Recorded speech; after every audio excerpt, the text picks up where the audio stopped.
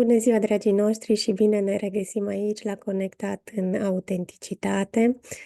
Avem marea bucurie să o avem din nou alături de noi pe Oana Oșan, care vine de la o întâlnire la cealaltă cu subiecte tot mai frumoase, mai profunde, astfel încât să ne ajute în evoluția noastră spre înțelegere și integrare. Oana, bine ai revenit! Bine te găsesc, Simona, bine vă găsesc pe toți cei care ne ascultați și sunteți alături. Încep această întâlnire prin a aduce recunoștință că ai așa disponibilitate și îți pui timpul la dispoziția noastră pentru a pune cunoștințele aici în Conectat în Autenticitate și a ajuta pe oameni necondiționat. Și mă bucur mult că întâlnesc astfel de oameni și când zic că aici în Conectat în Autenticitate vin oamenii în care Dumnezeu a pus un har deosebit de frumos, ca în toți oamenii, dar cei care vin aici la Conectat în Autenticitate sunt într-o plină manifestare și cumva sunt aici pentru ei și pentru cei din jurul lor, nu doar pentru ei. Și îți mulțumesc cu recunoștință că îți faci timp să ne vedem așa o dată la 2 săptămâni, să punem aici valoare. Astăzi Să ne-am știi ales un că subiect foarte fain. Te rog, te rog, vreau să zic și eu ceva, te rog. apropo de partea asta de recunoștință, pentru că și eu sunt foarte recunoscătoare cum s-a deschis așa acest drum de a împărtăși împreună pe diverse subiecte, în momentul în care eu am cumva început acest proiect cu 7 și încă 7 pași, de la partea asta de micime, da? La partea de măestrie. Cumva pași înspre sine în care să învăț să recunosc anumite lucruri și să pot să le integrez ca să cresc, să nu mai rămân mică pe diverse planuri. Îmi place mult Așa așa că, cum divinitatea trimite ajutoare atunci când ne și pune pe un drum. Din toate părțile vin ajutoare, doar să fim atenți și să le accesăm, să ne bucurăm de ele și să dăm curs. Astăzi ne-am da. propus împreună cu Ana să vorbim despre simptome. Așa că o să începem prin a o lăsa pe Oana să ne explice ce sunt simptomele și cum poate Psyche să ne ajute în integrarea lor. O să vă spun așa din perspectiva mea, adică nu sunt medic ca să o spun din perspectiva medicală, o să o spun din perspectiva mea și din cum am înțeles eu că funcționează și folosind Psyche. Eu înțeleg că simptomele sunt niște mesageri. Este un mod prin care corpul încearcă să comunice cu noi. Și o face prin diverse, poate dureri, înțepături, gâdilături, senzația aceea în care simți că parcă treci printr-un duș Mhm. energetic, dureri și mai mari, poate anumite incapacități de a face anumite lucruri. Și cumva toate aceste elemente, să zic, compun acest limbaj al corpului cu noi. Și astea se numesc simptome, da? Adică așa le văd eu, că sunt niște simptome. Și de multe ori, în momentul în care trăiesc un simptom, da? Un simptom anume și corpul încearcă să-mi comunice ceva, eu am fost învățată că, na, trebuie să, nu știu, uh, poate să bag o pastilă sau poate să văd, ceva e în neregulă cu mine dacă am acel simptom sau trebuie să fac ceva sau să țin o anumită cură sau să um, Mai de mult o percepem și ca o trec pedeapsă a peste. divinității, cumva, uite, am greșit, acolo am luat acum o pedeapsă și când Exact. colo, Și e- da, poate fi exact cum zici și tu, ca o pedeapsă sau pur și simplu să o ignor, pentru că, de fapt, eu ce-mi dau seama că de multe ori în viața mea am ignorat, cumva, eu am zis, eu sunt mai puternică, eu trec peste, știi, adică, mă doare un pic cap, no, ok, bine, mă doare capul, nu știu, mă doare urechea, bine, fac nu știu ce și trec mai departe, mă doare burta, no, bine, Mhm. beau un pic de țuică și se reglează. Da, dar niciodată nu m-am uitat, în trecut vorbesc acum, nu mă uitam la, ok, care ar putea să fie, de fapt, mesajul. acelui simptom. Pentru că acel simptom venea cu un anumit mesaj. Fie că, nu știu, am mâncat o mâncare care nu era potrivită mie, fie că am avut un stil de viață prea agitat și prea stresant și nu mi-am acordat timp pentru corpul meu, fie că nu am reușit să iert anumite lucruri, fie că poate, eu știu, nu am o relație bună cu cineva, da? Și toate aceste uh, acțiuni, activități pe care eu ajung să le trăiesc, sau experiențe, da? Pe care ajung să le trăiesc în viața de zi cu zi, în momentul în care nu sunt integrate și eu tot mai pun un pic și mai pun o picătură și mai pun o picătură, la un moment dat, corpul zice, nu, până aici, de aici eu dau semnale că nu e în regulă. Mhm. Și atunci Și eu ce e fac o atunci pauză în când care, corpul... o pauză de Da. reflexie. Și ce fac eu când corpul îmi zice nu, până aici? Păi intru așa, într-un fel de În trebuie panică. să dau ceva, exact, în panică, nu e ok, e o problemă, trebuie să bag pastile sau din astea. Nu sunt genul care să bag pastile, doar zic că Dar am majoritatea văzut asta la oamenilor, mulți oameni. mhm, Am văzut asta la majoritatea mulți oameni. oamenilor cam asta fac. Da, Primul lucru, mai ales dacă se simt foarte rău sau simt o încercare mai puternică, atunci direct da. am Și, parcurs și eu și asta. ce, da. Și știi ce vreau? Nu vreau să cumva să minimizez importanța durerii, că nu-i despre asta. Adică câteodată e nevoie de o anumită cantitate de durere ca să ne trezim și să înțelegem de fapt ce e acolo. Nu vreau să minimizez asta, da? Câteodată e un drum pe care îl avem de parcurs până când reușim să ajungem la acea măestrie interioară. Uneori nu-i simplu, dar alteori este simplu. Și Știi ce ar fi cumva, bine să ne explici care, atunci când apar aceste simptome, avem două variante. Fie le băgăm în seamă, fie mergem mai departe. Ce se întâmplă în momentul în care le bagi în seamă, ești conștient, le bagi în seamă și știi ce să faci, că se poate să le bagi în seamă, dar să nu știi ce să faci. Și ce se întâmplă dacă nu le bagi în seamă și mergi mai departe în ignoranță. mhm, în momentul în care le bagi în seamă, e ca și cum începi o comunicare cu corpul tău, așa văd eu, și ca și cum începi drumul de vindecare, în sensul că, acum vreau să aduc niște exemple Te ca să rog. fie mai Mhm. ușor de, nu, mai ușor de integrat. De exemplu, dacă, să zicem, am o durere foarte puternică de cap, da? Primul lucru pe care eu îl fac în momentul în care se întâmplă asta, este să intru într-un proces psyche, da? În care pur și simplu stau cu acel, preantă verific, da? Verific prin testare musculară dacă există un dezechilibru în corp legat de acea durere de cap. Dezechilibru în corp putând însemna emoții foarte puternice legate de o situație, legate de o relaționare sau așa mai departe. Da? Depinde ce am trăit în ziua respectivă, în ultima perioadă sau la un anumit moment în timp. Da? Bun, deci prin dată verific. Dacă este dezechilibru, atunci mă duc în proces și pur și simplu stau cu acea durere de cap până când apare partea asta de pace și detașare vis-a-vis de durere. Pentru că s-ar putea de multe ori ca durerea respectivă să-mi provoace anumite stări de furie, de nu știu ce, de incompetență, de mai știu eu ce alte stări, da? Și toate acelea nu fac decât să ideea în cap mesagerului, da? Și atunci eu, prin procesul de psyche, fac liniște, da? În toate aceste, în aceste voci care vin și... Parcă e o răzvrătire, așa, că dar de ce mi se întâmplă? Dar tocmai acum, când am atâtea de făcut, te-ai găsit să Exact, nu fiu în stare să merg mai departe. Și atunci, da. într-adevăr, vin acele voci Acele voci, da. care Și atunci, antrenează răzvrătirea. da, exact. Și atunci, trecând prin proces, eu cumva calmez aceste voci, adică le integrez cumva. Ok, bine, ai venit și tu, bun, hai să iau și mesajul tău, ai venit și tu, bine, și așa mai departe. Și după aceea, văd ce se întâmplă. S-ar putea că atunci când reușesc să integrez mesajul durerii de cap, ea pur și simplu, sau a durerii care o fie ea, Să pur și plece. simplu să se dizolve. Se poate, depinde ce fel de durere este și ce fel de simptom este și de cât timp este, da?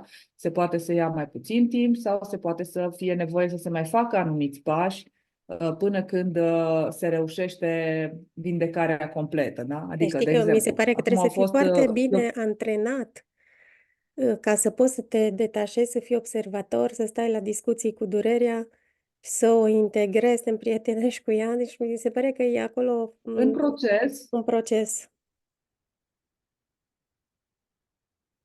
Nu, da, în proces se întâmplă automat, pentru că așa este construit procesul, încât și prin posturile corporale pe care le faci și care aduc această conexiune a celor două emisfere cerebrale în așa fel încât să funcționeze în același timp. Și atunci e ca și cum se fac niște recablări, știi, la nivelul creierului în momentul în care ești în proces, știi? Și e cu mult mai multă ușurință, adică nu trebuie să faci mental. Nu, procesul nu se face mental, ci se face cumva la nivel corporal. Cred că Deci așa mi e cel mai conexiunile ușor se să produc explic. automat. Cumva automat, așa percepem noi în lumea asta exterioară, ca să zic așa. Da. Dar acolo în interior, în timpul în care noi stăm în postură, da, și suntem prezenți cu acel simptom, atunci corpul face ce are nevoie să facă, știi? Mhm. Pentru că Deci e foarte să se important să faci armonizeze și să se liniște integreze. în situațiile astea. Primul Da, pas. e important pentru că, păi gândește-te, dacă, de exemplu,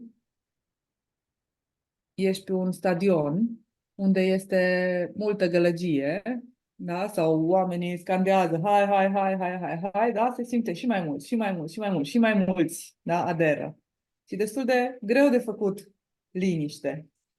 Da. Adică e un fel de caos, așa, general, da? Dar în momentul în care se face acea liniște, da? După aia corpul, adică acel simptom poate să spună mesajul și e așa o integrare frumoasă.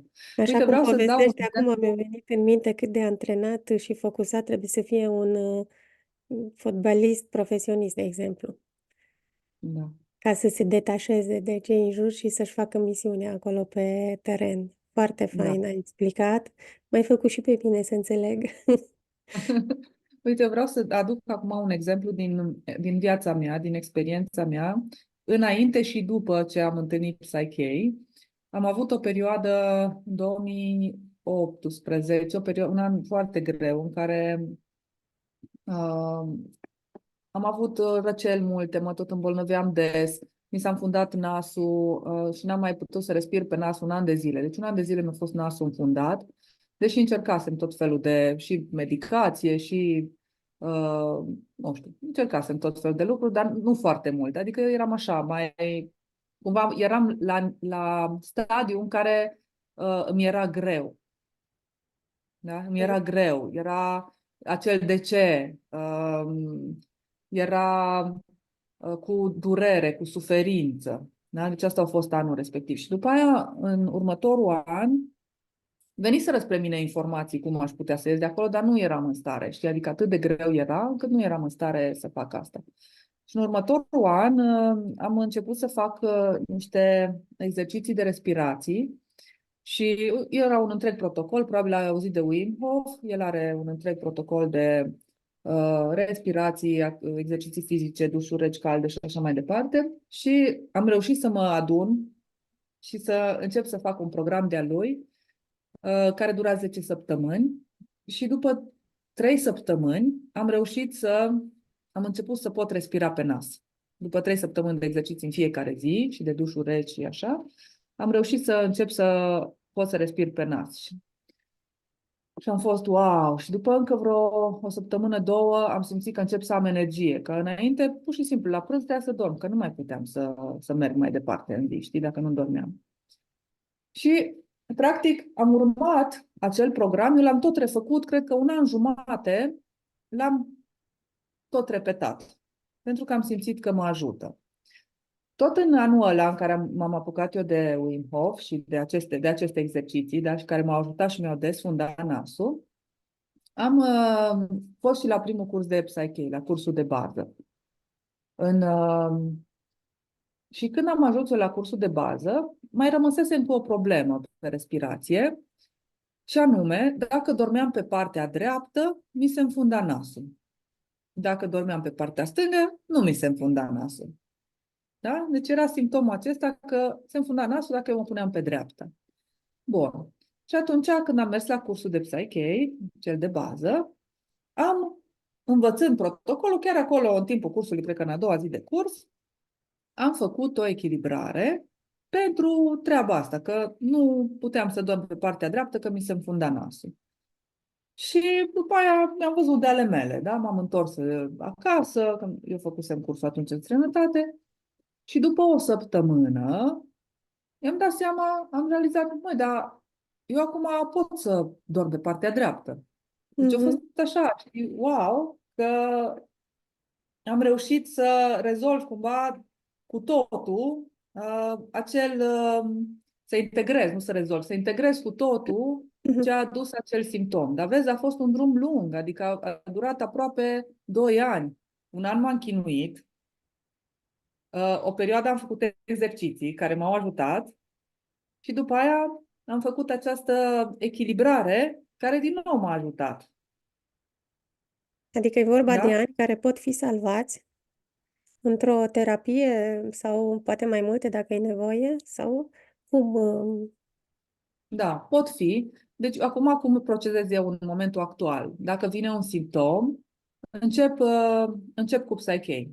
Mhm, Prima dată stau cu simptomul, văd ce e acolo. Dacă încă nu se duce și e ceva mai vechi sau așa, atunci mă duc mai departe într-un protocol de mesaje, în care în timpul acestui protocol de mesaje pot să adun informații la nivel de convingere, atenție, convingeri care susțin simptomul, da? Și să echilibrez acele convingeri care mă limitează și mă țin în a perpetua, da, simptomul respectiv. După aia dacă nici asta nu rezolvă, pot să mai intru, există un protocol care este pe sănătate, care și aduce un set de 22 de convingeri, care sunt cele mai importante convingeri pentru a avea sănătate în viața asta. Dar tot la nivel de convingere, atenție, deci cu Psyche lucrăm la nivel de convingeri, da? Și acum depinde fiecare ce simptome are și prin ce trece. Bun, dar astea sunt 3 lucruri care pot să fie 3 pași, să zicem, da? Deci primul este cel în care mă duc și stau cu simptomul și văd ce mesaj îmi transmite. Pot chiar să aduc o convingere de genul, înțeleg cu ușurință simptomele corpului meu, da? Și pe care să o înregistrez la nivel de subconștient ca să mă susțină să înțeleg mai ușor care sunt mesajele acestor simptome, da? După aia mă duc să văd dacă sunt mesaje de la simptomul în sine, la nivel de convingere, adică acele convingeri care au ținut simptomul atât de activ. Da? Pot să merg pe protocolul acesta de sănătate de care spuneam pentru a aduce aceste 22 de seturi de convingeri la nivel de subconștient ca să mă susțină pe parcursul vieții mele. Și după aia, după ce am lucrat cu una, două, trei sau eu știu câte ori a fost nevoie, s-ar putea să mai fie nevoie de pași, dar pași la nivel de acțiune. Da? Poate să fie un tratament sau o dietă anume sau niște activități de un anumit fel sau un anumit program zilnic. Nu știu. Depinde fiecare prin ce trece, care sunt simptomele, cât de mult, cât de complexe și așa mai departe. Da? Deci știi ce îmi trece mie prin minte? Știi că noi aici nu ne luăm întrebări înainte și nu facem o...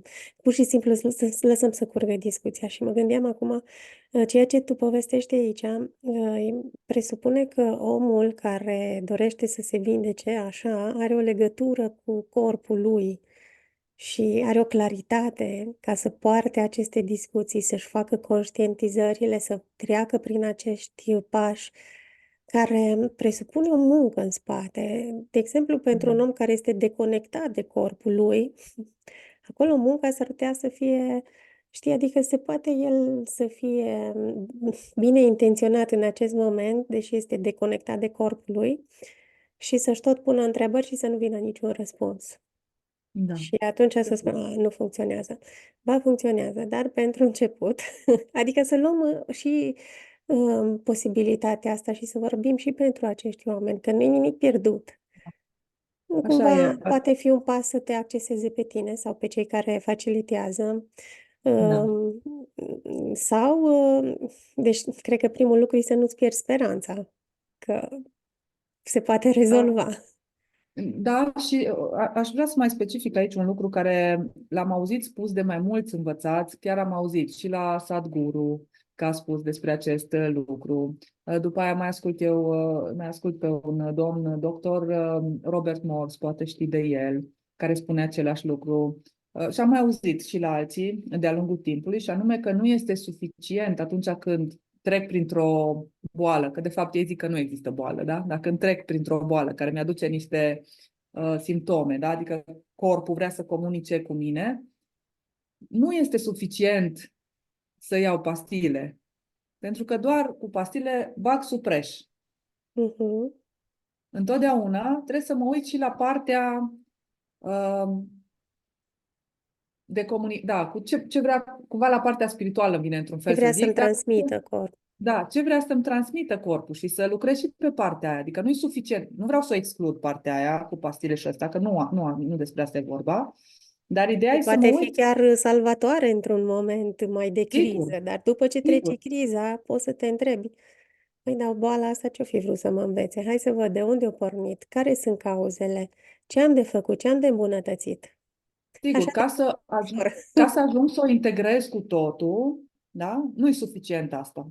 Da. E important să fie poate ambele, poate numai asta, da? Dar e important să fie ambele, pentru că dacă eu nu am înțeles despre ce e vorba, ea va reapărea într-un fel sau altul. Mhm. Hai, Dar în dacă vrei momentul în să care am luăm un caz înțeles și am concret, de integrat, exemplu, să vorbim concret de. Hai să vorbim de, să putem vorbi despre plămân care are legătură cu iubirea și toți ne dorim să iubim și să fim iubiți și să accesăm iubirea și să manifestăm iubirea și așa mai departe.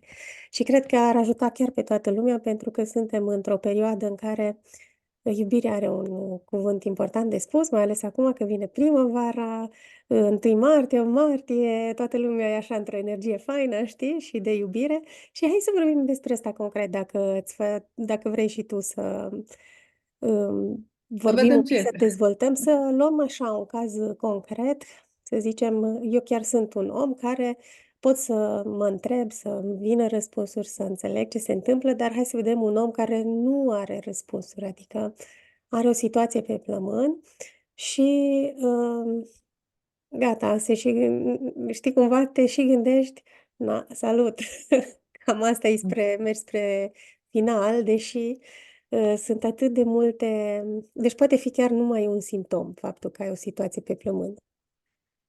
Da. Aici, de exemplu, eu sunt un om care vine la tine și te roagă să faci ceva cu mine. Ce faci cu mine? Și Păi, mi-am pierdut speranța. în primul rând, dacă da, tu vii și îmi spui, ok, uite, trec prin treaba asta cu plămânii și aș vrea să o rezolv. Exact asta te întreb. Hai să vedem, ok, ce-ți dorești? Tu treci prin situația asta cu plămânii, dar hai să vedem ce ai vrea în loc. Ce ai vrea să experimentezi în loc de această situație cu plămânii? Deci asta e, după ce aflu despre situația prin care trec, asta e primul lucru pe care îl întreb. Păi un om care nu are nicio treabă cu partea asta vine și spune, "Păi vreau să mă vindec. Fă ceva cu mine, că vreau să mă vindec, vreau să scap de încercarea asta." Ok. Și atunci dacă omul respectiv zice că, uite, eu vreau să mă vindec, eu îl ascult, eu lucrez cu ce aduce omul. Știi, dacă omul zice vreau să mă vindec, lucrez cu asta. Dacă Adică e omul un lucru zice, important deja că el dorește să se vindece. da. Dacă omul zice, uite, mă deranjează chestia asta, atunci lucrez cu deranjul, da? Dacă omul zice vreau să fiu sănătos, lucrez cu chestia asta, că vrea să fie sănătos, da? Mhm. În sensul că îl ghidez în proces în direcția aia. Dar tu ai venit cu această dorință, da? Dorința ta este să te vindeci. Da.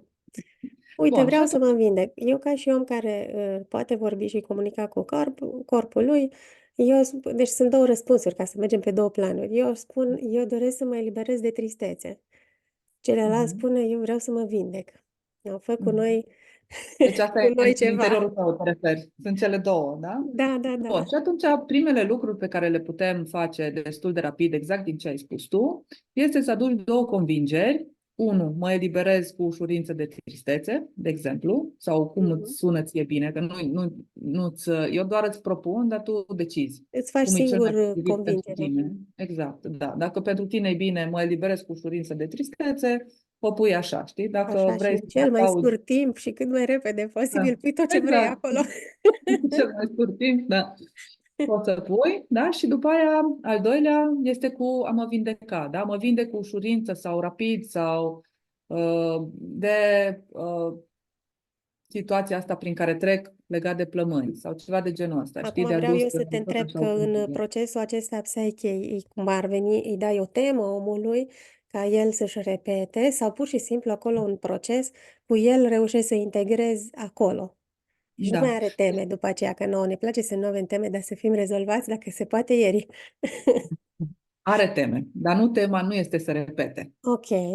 Deci are teme, dar nu se repete. Noi, în timpul ședinței, adică eu ghidez și el face aceste echilibrări în care aduce la nivel de subconștient aceste programe, da? Odată Mhm. ce aceste programe sunt înregistrate la nivel de subconștient, ele susțin corpul, da? Pentru ca omul să poată, în planul fizic, în planul material în care trăiește, să poată să obțină acel lucru, da?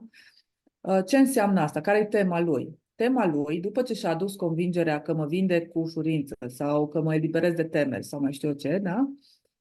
Tema lui este să acționeze. Ce înseamnă această acțiune? De exemplu, ce acțiune ai face tu ca să te eliberezi de temeri? De temeri? Da, ca asta De ai zis temeri sau de că... tristețe? De tristețe, De scuze. De tristețe. tristețe. Da, Ok, m-am... chiar mă și gândeam așa în timp ce tu vorbeai, mai ales că suntem în luna asta a florilor, mă duce și mi-aș cumpăra un buchet mare de flori și Ok, m-aș bun. bucura de el. Mie plac foarte mult florile și atunci când le văd, îmi plac mult florile în buchet. Și atunci mai îmi cumpăr așa câteodată flori, le pun în bucătărie și de câte ori intru în bucătărie, accesez această bucurie pe care mi-o transmit florile. Asta mi-a Ok. venit acum să spun. Nu știu ce ar face Altcineva. Da, dar ideea e altcineva. că tu, prin această acțiune, practic faci primul drum neuronal înspre acel program. Da? Deci ca și cum faci prima cale, ca să după aia să se cunoască acea cale și tu să tot mergi să accesezi acel Cumva să program. accesezi bucuria care vindecă tristețea.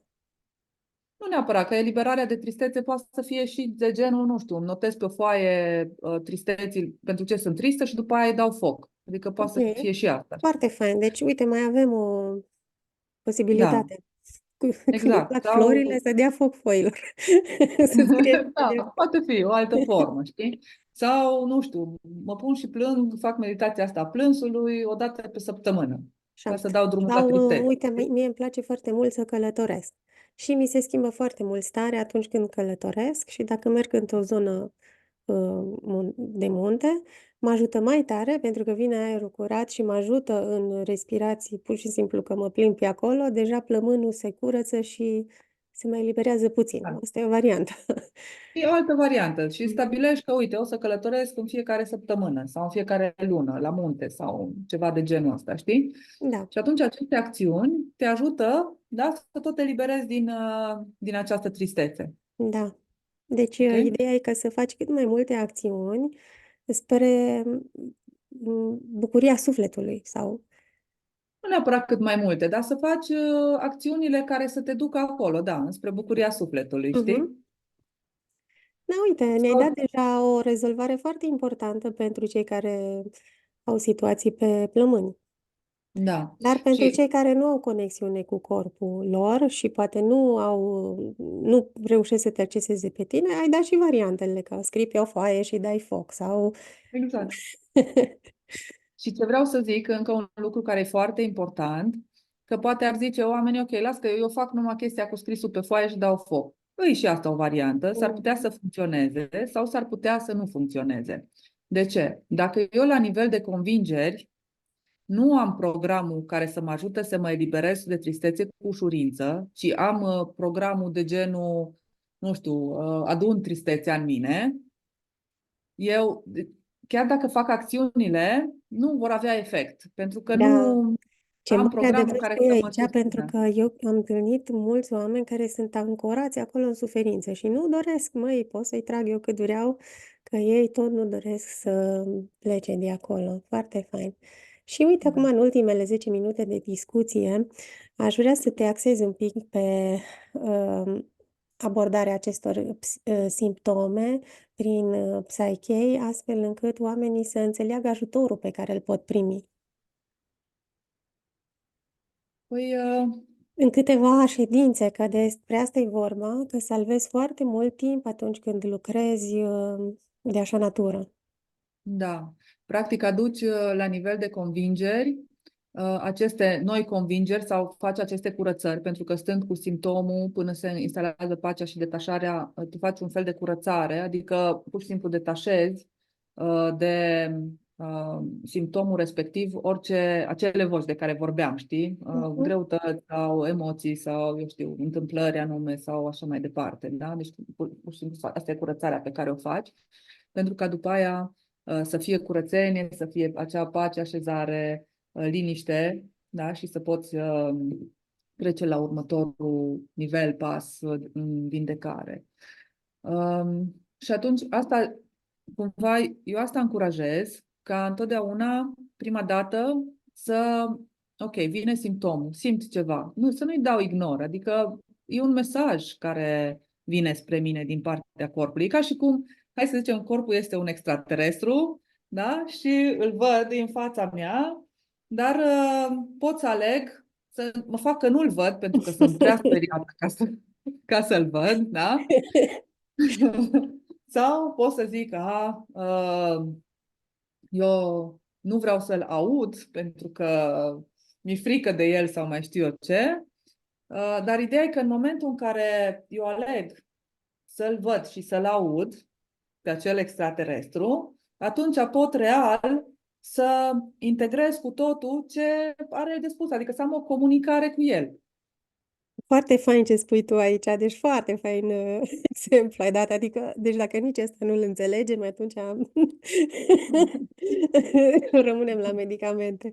Deci, știi ce Eu mi se așa mi imaginez, știi? Da, Așa și mi foarte fain că imaginez. acum mă dus cu gândul la desenele animate pe care fiica mea mi le tot pune și încerc să-mi dau seama ce vrea să-mi transmită, că eu ceva nu înțeleg din ceea ce cere sau cum mă explic. Și atunci mă pune la desene sau la filme și îmi dau seama că e clar, ceva n-am înțeles și hai să văd ce îmi transmite. Și foarte faină ideea care se desprinde din tot ce îmi pune la îndemână, că de fapt iubirea și puritatea poate să vindece cel mai mare monstru de pe planeta asta sau știi și foarte fain cum ai expus. Foarte fain cum ai expus, mulțumesc. Da, întoarcerea la iubire, într-adevăr, e na, the ultimate, adică e cel mai important. Cel mai important, da. Da, cel mai important. Oana, dragă, dacă mai ai ceva tu de adăugat? Uh, Ce mai am de adăugat? Cumva mă repet ceea ce am spus mai devreme, este faptul că e important să conștientizăm um, dorința corpului de a comunica cu noi Mhm. și că simptomele sunt mesageri și nu dați în cap mesagerului prin pastile înainte să înțelegeți mesajul. Nu îl faceți să amuțească înainte să înțelegeți mesajul, ci Deci, ascultați întâi să vedeți ce are de spus exact. și apoi Și aș vedeți ce e adăuga de aici făcut. că în cazul în care chiar nu îți dai seama ce se întâmplă, să ai curajul să apelezi la un specialist, la un facilitator, cum ești tu, de Psyche sau la ce simți tu că ai nevoie în momentul respectiv. Și noi o tot aducem aici pe Oana și tot povestim cu ea și tot ajutăm spre înțelegerea oamenilor și spre ajutorul lor, încât să le facem viața mai ușoară. Aha. Oana, îți mulțumesc mult că ne-am întâlnit și astăzi și abia aștept următoarea întâlnire, subiectul de astăzi foarte frumos. Sunt curioasă cu ce vii pe viitor. Și nu uitați să o accesați pe Oana în cazul în care aveți încercări, pentru că prin procesele Psyche, eliberarea este mult mai ușoară și mai rapidă decât dacă pierdem ani din viață, cum ai povestit și tu, pentru rezolvarea unui simptom. Da, Dacă vin mai multe, dacă vin mai multe, atunci o să fie mai, mai interesant. Îți mulțumesc mult. Te așa. îmbrățișez cu drag și Mulțumesc. să ne reîntâlnim cu drag aici. Vă îmbrățișăm cu multă iubire și vă mulțumim că ne urmăriți. Mulțumesc.